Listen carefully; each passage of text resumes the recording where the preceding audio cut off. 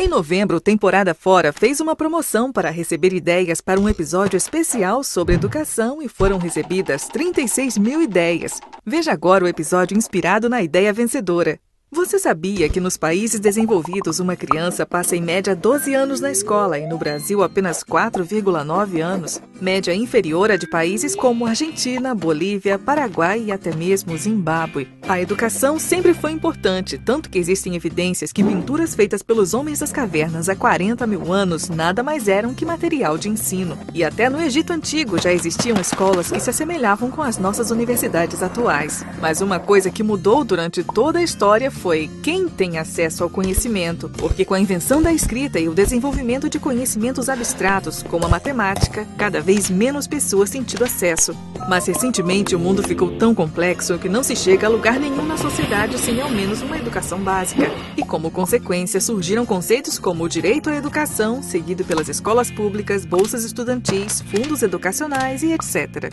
Já durante o período colonial brasileiro, a educação era vista como algo que atrapalhava a exploração dos recursos naturais e era obviamente desencorajada. Mas a fuga da família real portuguesa junto com toda a corte em 1807 também significava o fim do acesso às universidades portuguesas. E com a independência logo se viu a necessidade de se graduar os próprios advogados, médicos e engenheiros. Então o rei começou a investir na educação de nível superior e em 1870 a educação básica já era oficialmente garantida por lei a todo brasileiro. Mas acabou ficando somente na lei, pois era visto como desnecessário para um país agrícola e o Estado não tinha fundos suficientes para destinar à educação. E hoje em dia, será que o problema da educação ainda é falta de fundos? Desde a redemocratização, o gasto público com a educação vem dobrando consistentemente a cada novo governo. Mas será que os salários dos professores também dobraram a cada 4 anos nas últimas 2 décadas? Obviamente que não. Mas aonde será que esse dinheiro todo está indo? E seria esse o problema da educação? Professores mal pagos? Se compararmos a média salarial entre a rede pública e privada e levarmos em conta os benefícios da carreira pública, veremos que o salário médio na rede pública é maior.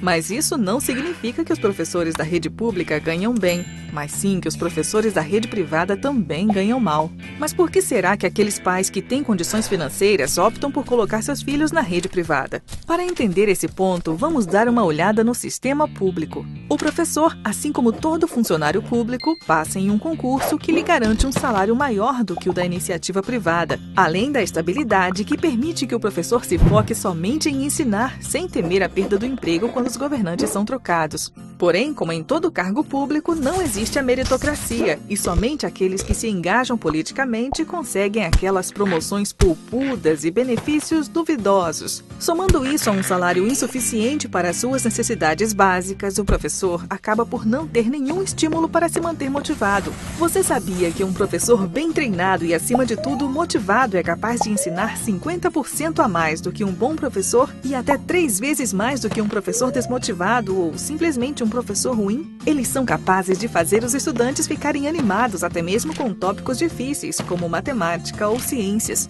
Logo, promover a meritocracia não seria somente justo, mas também eficiente. Mas e aqueles professores que sequer gostam de ensinar e estão lá apenas porque passaram no concurso? O que acontece com eles? Bem, já que eles não podem ser mandados embora, eles acabam sendo transferidos para os bairros aonde nenhum outro professor deseja ir. Aqueles bairros pobres com altas taxas de criminalidade e onde os pais precisam trabalhar o dia todo só para terem o que comer. É fácil perceber que ali estão as crianças que mais precisam de assistência e boa educação.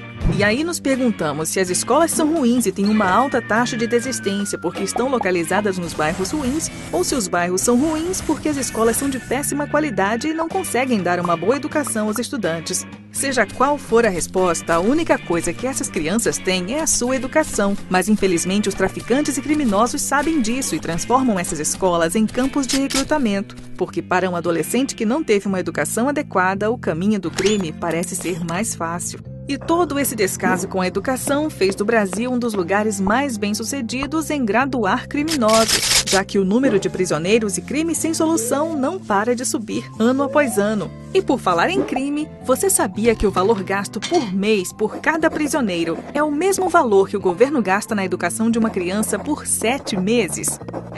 E isso sem considerar os custos de segurança pública e a perda de um potencial membro produtivo da sociedade. Existem hoje no Brasil 500 mil de pessoas presas e mais de 26 mil trabalhadores estrangeiros chegam ano após ano para preencherem vagas para as quais não existem brasileiros qualificados.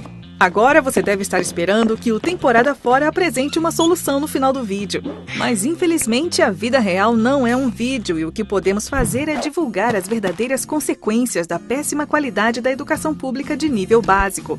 Cabe a você que está aí assistindo ajudar a divulgar esse vídeo e agir, pois se ficarmos esperando que os políticos resolvam, vamos continuar esperando porque vai demorar e muito. Se você, assim como o Temporada Fora, acredita que apenas juntos vamos conseguir mudar essa vergonha, divulgue esse vídeo e não se esqueça de colocá-los nos seus favoritos e inscrever-se no canal, porque isso ajuda bastante.